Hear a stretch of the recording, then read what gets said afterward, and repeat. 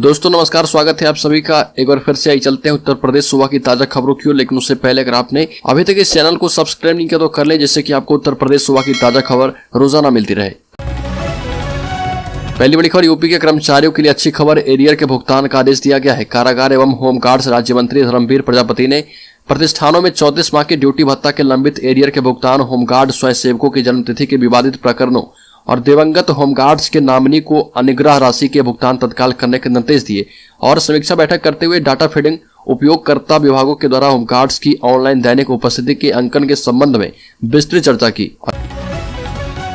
अलीगढ़ सरकार का बड़ा फैसला, शनिवार को हर जिले की 3 ग्राम सभाओं में लगेगी जनता चौपाल, समस्याओं का होगा समाधान।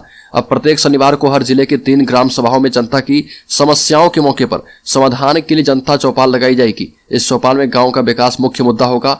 गांव में चल रहे कार्यों का निरीक्षण करने के साथ ही योजनाओं पर ग्रामीणों की राय ली जाएगी।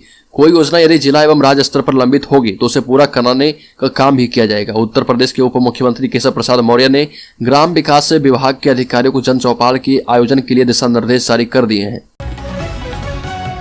अलीगढ़ मेडिकल इंजीनियरिंग की तैयारी करवाएगी योगी सरकार, स्कॉलरशिप भी देगी। राज्य सरकार सरकारी स्कूल में पढ़ने वाले मेधावियों को मेडिकल एवं इंजीनियरिंग की पढ़ाई करवाएगी। इसके लिए कोचिंग चलाने वाले नामी संस्थाओं को जोड़ा जाएगा और हर वर्ष लगभग 1000 बच्चों को इसका लाभ मिलेगा। वहीं कक्षा 6 से 8 और कक्षा 9 से 12 तक के लिए गणित एवं विज्ञान विषय में राज्य प्रतिभा खोज परीक्षा की भी करवाई जाएगी। इन मेधावियों को स्नातक तक स्कॉलरशिप भी दिया जाएगा।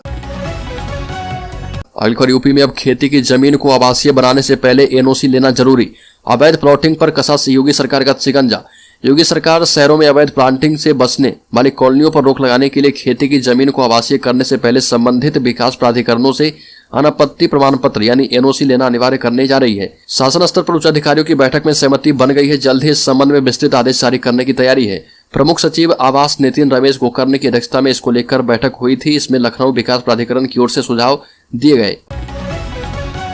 अलीगढ़ देश के असंगठित क्षेत्र के मजदूरों को एक साथ जोड़ने के लिए ई श्रम पोर्टल की शुरुआत की गई। इस योजना के तहत यूपी के मजदूरों को सरकार की ओर से आर्थिक मदद पहुंचाई जाती है। ई श्रम कार्ड योजना का लाभ लेने के लिए आपको सबसे पहले पोर्टल पर रजिस्ट्रेशन करना होगा। ई श्रम योजना के तहत मजदूरों के अलावा आम नागरिक, छात्र और गरीब परिवार भी रजिस्ट्रेशन करा सकते हैं। यूपी में 8 करोड़ से अधिक लोगों ने ई श्रम कार्ड के तहत आवेदन किया है और इसमें 8 करोड़ लोगों के पास ई श्रम कार्ड भी उपलब्ध है। अलीगढ़ निकाय चुनाव की तारीखों के ऐलान पर रोक जारी, हाईकोर्ट में सुनवाई शुरू हो चुकी है। आरक्षण लागू करने पर हो सकता है फैसला। हाईकोर्ट की लखनऊ पीठ ने प्रदेश में स्थानीय निकाय चुनाव में प्रस्तावित अंतिम अधिसूचना जारी करने पर रोक लगा दी है। साथ ही राज्य सरकार को भी आदेश दिया है कि बीते 5 दिसंबर को जारी अंतिम आरक्षण की अधिसूचना के तहत अंतिम आदेश जारी न करें। कोर्ट ने अन्य पिछड़ा वर्ग को उचित आरक्षण का लाभ दिए जाने एवं सीटों के रोटेशन के मुद्दे को लेकर दायर जनहित याचिका पर सुनवाई करते हुए आदेश दिया। पहले कोर्ट ने राज्य सरकार से पूरी जानकारी भी मांगी थी।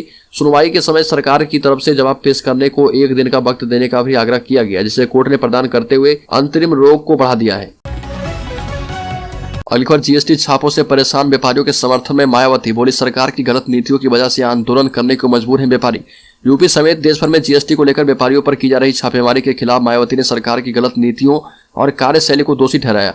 बसपा प्रमुख ने कहा कि व्यापारी वर्ग पीड़ित हैं। जीएसटी सर्वे में छापेमारी से तंग होकर बाजार बंद करके आंदोलन करने पर मजबूर हो गए हैं। सरकार को तत्काल निवारण करना चाहिए। व्यापारी वर्ग दुखी होकर आंदोलन करने पर मजबूर हो चुका है। बसपा प्रमुख मायावती ने कहा कि गरीबी और बेरोजगारी के इस कठिन समय में लोगों को काफी घाटा हुआ है। अलीगढ़ हरदोई में ग्रामीणों ने आवारा पशुओं से परेशान होकर आवारा पशुओं को विद्यालय परिसर में ही बंद कर दिया। हरदोई में बेहटा गोकुल थाना क्षेत्र के ग्राम खेरिया में देर रात से ग्रामीणों ने परिषदीय विद्यालय का ताला तोड़कर 300 आवारा जानवर स्कूल में ही बंद कर दिए। हरदोई के लोगों ने कहा कि फसल बर्बाद होने से नौजवानों को जाना पड़ रहा गांव से बाहर। हरदोई के किसानों ने कहा कि आवारा पशुओं की वजह से फसल की पैदावार नहीं हो रही और घर के नौजवान बाहर कमाने जा रहे। इससे घर में बहुएं शादी होने के बाद भी विधवा की तरह जिंदगी जी रही है। अलीगढ़ यूपी निकाय चुनाव में पसमानदा मुसलमानों को कैंडिडेट बनाएगी बीजेपी। सम्मेलन के सहारे उलटफेर की है तैयारी। भारतीय जनता पार्टी इस बार उत्तर प्रदेश में होने वाले निकाय चुनाव को लेकर बड़ा उलटफेर करने की तैयारी कर रही है। सूत्रों के मुताबिक बीजेपी यूपी के सभी 17 नगर निगमों में पसमानदा मुसलमानों का सम्मेलन कराने जा रही है और पसमानदा मुस्लिम समाज को अपने साथ जोड़ने की रणनीति को लेकर बैठक भी हो चुकी है। अलीगढ़ यूपीएसएससी यानी उत्तर प्रदेश अधीनस्थ सेवा चयन आयोग को प्रतीक्षा सूची के आधार पर भर्ती करने के मामले में बड़ी राहत मिली है। सुप्रीम कोर्ट ने आयोग के फैसले को सही ठहराया। इससे साफ हो गया कि पात्र अभ्यर्थियों के नाम मिलने पर खाली पदों को नए सिरे से भरा जाएगा।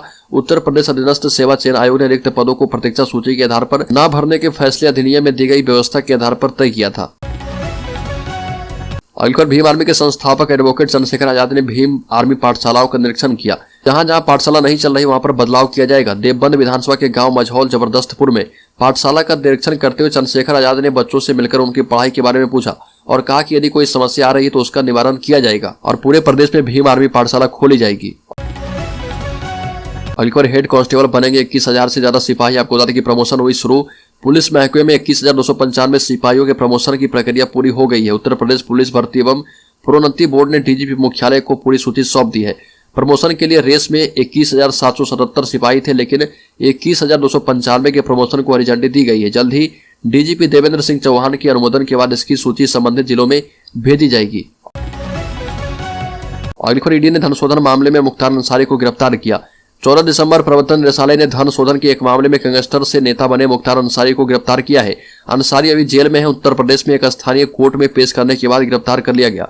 अधिकारियों ने बताया कि 5 बार के पूर्व विधायक अंसारी उत्तर प्रदेश के बांदा में एक जेल में बंद है। ईडी ने पिछले साल इस मामले में 59 वर्षीय नेता से पूछताछ भी की थी।